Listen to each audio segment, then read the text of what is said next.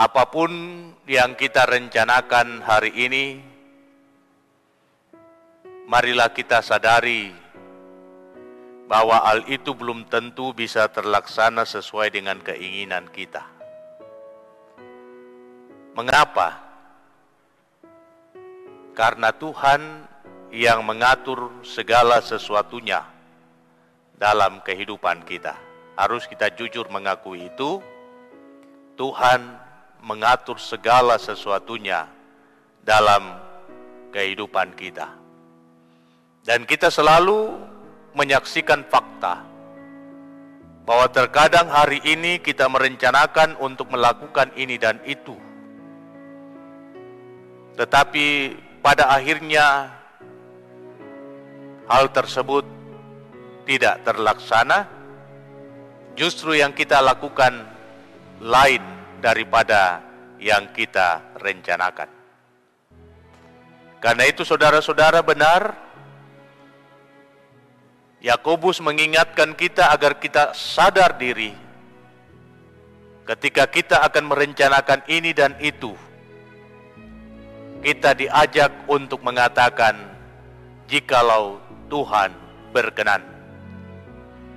Sebab kita hanya merencanakan dalam hidup, tetapi jawaban akhir datangnya dari Tuhan. Karena itu saudara-saudara, di dalam Alkitab, khususnya pada ayat yang ke-8 dari perikop bacaan kita tadi, dengan begitu jelas Daud menyatakan keyakinannya bahwa dalam seluruh perjalanan kehidupannya yang ia tata, yang ia rencanakan sedemikian, tetapi Tuhanlah yang akan menyelesaikan apa yang terbaik bagi dia. Oke, kita dapat merencanakan itu, ini dan itu, tetapi pada akhirnya Tuhan akan mewujudkan apa yang dipandangnya baik bagi setiap orang yang menaruh harap kepadanya. Untuk itulah dalam seluruh gerak langkah perjalanan kehidupan Raja Daud, ia selalu meletakkan seluruh pengharapannya hanya di bawah otoritas Tuhan. Saudara-saudara yang saya kasihi di dalam Tuhan, satu hal yang patut untuk menjadi bahan perenungan kita semua, bahwa di tengah-tengah menjalani kehidupan dalam konteks dunia kita sekarang, begitu banyak hal yang akan kita hadapi.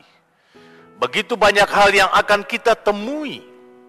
Dan karena itu menghadapi kenyataan-kenyataan yang demikian, kita akan memanage kehidupan kita sedemikian rupa. Tetapi sebagai orang yang percaya kepada Tuhan, sebelum kita merencanakan banyak hal dalam hidup, mari kita berlutut di hadapan Tuhan. Mari kita datang merendahkan diri di hadapan Tuhan, memohon kuasa kasih-Nya untuk berkenan memberkati setiap hal yang kita rencanakan. Hal ini patut saya kemukakan kepada saudara-saudara sekalian, sebab kita manusia mempunyai banyak keterbatasan dalam hidup. Bahkan hari esok pun kita tidak mengetahuinya. Jikalau kita percaya dengan sungguh bahwa hidup kita ada di dalam kekuasaan Tuhan, maka tidak ada alasan bagi setiap orang percaya untuk tidak datang kepada Tuhan, menyatakan harapnya secara utuh kepada Dia. Tuhan, berkenanlah Engkau memberkati kehidupanku. Satu pengalaman indah ketika Yakub ada di Betel. Di situ kita menyaksikan Tuhan datang menjumpai dia. Tuhan datang berfirman kepada Yakub, "Jangan takut, aku akan menyertai engkau."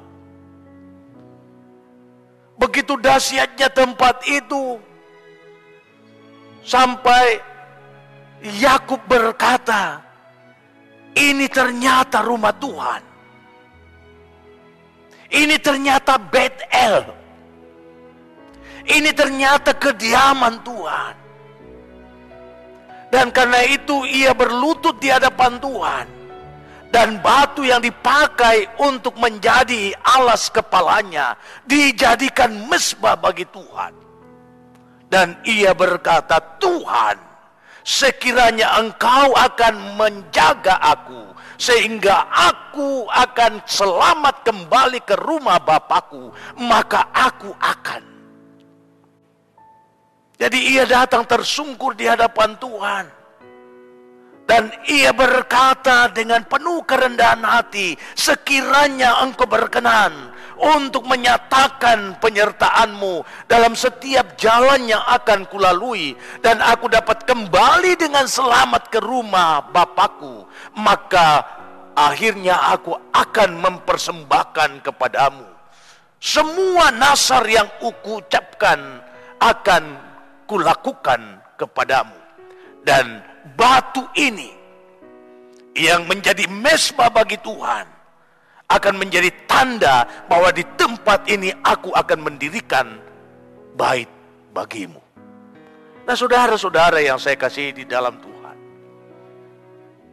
keadaan kita sebenarnya sama seperti Yakub yang terbuang jauh dari kehidupan keluarga.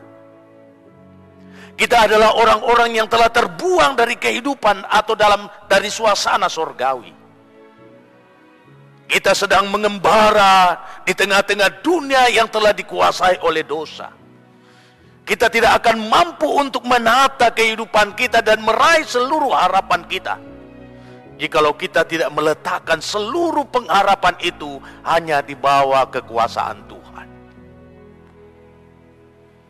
Itulah sebabnya sangat indah sikap yang ditunjukkan oleh Yakub untuk datang di hadapan Tuhan dan berkata, sekiranya Engkau berkenan untuk menyertai aku sehingga aku dapat pulang ke rumah Bapakku dengan selamat, maka aku akan menjadikan Engkau sebagai Tuhanku, Allahku, dan aku akan mempersembahkan kepadamu yang terbaik dari kehidupanku.